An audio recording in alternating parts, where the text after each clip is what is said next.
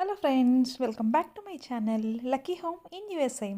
ఇవాళ నేను మీకు చాలా టేస్టీ, హెల్దీ, ఈజీగా అయిపోయే ఒక చట్నీ చూపిస్తున్నానండి. అదే పాలకూర చట్నీ. ఎప్పుడు మనం రెగ్యులర్గా పాలకూరతో పప్పు చేసుకుంటుంటాం కదా, అలాంటప్పుడు బోర్గా ఫీల్ అయినప్పుడు మనం ఈ చట్నీ చాలా ఫాస్ట్గా చేసేసుకోవచ్చు. ఓకే, దీనికి కావాల్సిన ఇంగ్రీడియంట్స్ వచ్చేసి పాలకూర ముక్కలు తీసుకోవాలండి, పాలకూర కట్ట తీసుకోవాలి. తర్వాత వచ్చేసి ఆనియన్స్ చిన్న చిన్నగా కట్ చేసి పెట్టుకోండి. ఇంకా వెల్లుల్లి తీసుకున్నాను. నేను వచ్చేసి ఎండు మిరపకాయ తీసుకున్నానండి. పచ్చిమిర్చి అవైలబుల్ లేదు, అందుకని ఎండుమిర్చితో నేనైతే పని కానిచ్చేసాను. తర్వాత వచ్చేసి పోపు గింజలు తీసుకోవాలండి. నెక్స్ట్ ఉప్పు కారం తీసుకోవాలి. ఈ స్పినాచ్ మన బాడీకి చాలా మంచి యూజ్ ఉందండి. స్పినాచ్ని మన రెగ్యులర్ డైట్లో తీసుకోవడం వల్ల మన బాడీ వెయిట్ లాస్ అవుతుందండి. ఓకే, ఇప్పుడైతే నేను కడాయి పెట్టేసి అందులోకి కొద్దిగా ఎక్కువ క్వాంటిటీలో శనగపప్పు, మినప్పప్పు, ఇంకా జీలకర్ర తీసుకున్నానండి. ఎందుకంటే ఇది మనకు చట్నీలో మన నోటికి తగులుతూ ఉంటే చాలా మంచిగా అనిపిస్తుందండి, చాలా మంచి టేస్ట్ కూడా ఉంటుంది.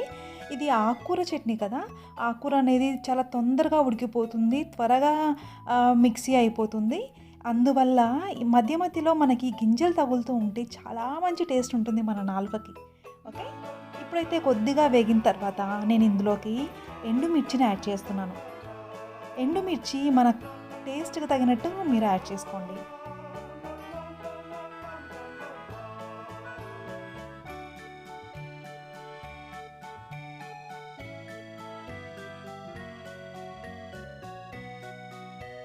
ఓకే, ఇప్పుడైతే ఇవి కొద్దిగా కలర్ మారిన తర్వాత మనం ఆకుకూరను యాడ్ చేసుకుందాం.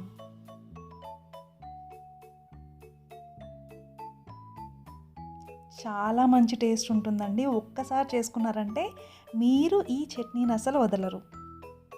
వారంలో 2-3 రోజులకోసారి కంపల్సరీ ఇది మీ మెనూలో యాడ్ అయ్యేలాగా చూసుకోండి. మన బాడీకి చాలా మంచి ప్రయోజనాలు ఉంటాయి. ఓకే, ఇప్పుడైతే నేను ఆకుకూరని యాడ్ చేస్తున్నాను.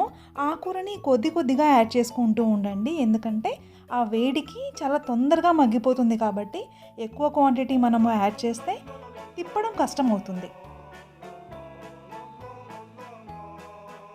ఓకే, ఇందులోకి కొద్దిగా చింతపండు కూడా యాడ్ చేసుకోండి, ఆ ఫ్లేవర్ చాలా బాగుంటుంది.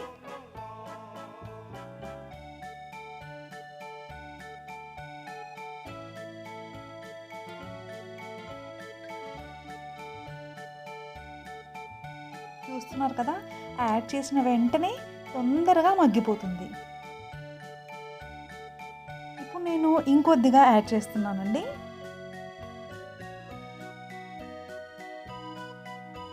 ఇలా ఎక్కువ క్వాంటిటీలో మీరు ఆకుకూర తీసుకున్నట్టయితే అది మనము మిక్సీ పట్టగా చాలా తక్కువ క్వాంటిటీ అవుతుందండి, అందుకని నేను ఇక్కడ ఎక్కువ క్వాంటిటీ తీసుకున్నాను.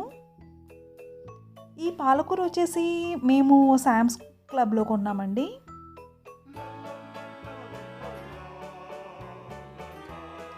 ఇదే మనకు ఇండియాలో అయితే కట్టల రూపంలో దొరుకుతూ ఉంటుంది కదా, ఇక్కడైతే మనకు నీట్గా కట్ చేసి పెట్టి ఉంటారు.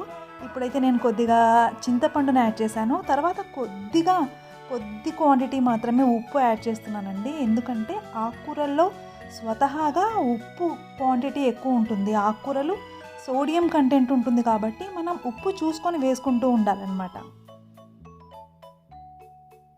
చూసారు కదా, వాటర్ అంతా ఇంకిపోయేంత వరకు మీరు స్టవ్ మీద పెట్టేసేయండి. మధ్య మధ్యలో కదుపుతూ ఉండండి.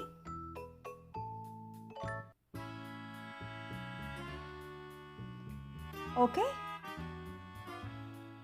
ఇప్పుడు నేను స్టవ్ ఆఫ్ చేసేసి పక్కన పెట్టేస్తున్నానండి. తర్వాత మిక్సీకి వేస్తున్నాను చల్లారిన తర్వాత. చూసారు కదా, మిక్సీ పట్టిన తర్వాత ఇప్పుడు నేను ఆనియన్స్ యాడ్ చేస్తున్నాను, పచ్చి ఆనియన్స్ యాడ్ చేస్తున్నాను. ఇలా పచ్చి ఆనియన్స్ యాడ్ చేయడం వల్ల చాలా మంచి టేస్ట్ ఉంటుందండి మన చట్నీకి. అలా నోటికి తగులుతుంటే అదిరిపోతుంది. ఇప్పుడు నేను పోపు పెట్టుకున్నానండి. ఓకే, చూస్తున్నారు కదా, చాలా టేస్టీగా నోరూరించే పాలకూర చట్నీ రెడీ అయిపోయింది. మీరు కూడా ఒకసారి ఇంట్లో ట్రై చేయండి, ఎలా వచ్చిందో నాకు కామెంట్ బాక్స్లో చెప్పండి. ఓకే, నచ్చిందా ఫ్రెండ్స్? నచ్చితే కంపల్సరీ లైక్ చేయండి, షేర్ చేయండి, ఛానల్ని సబ్స్క్రైబ్ చేయడం మాత్రం అస్సలు మర్చిపోవద్దు. Thank you.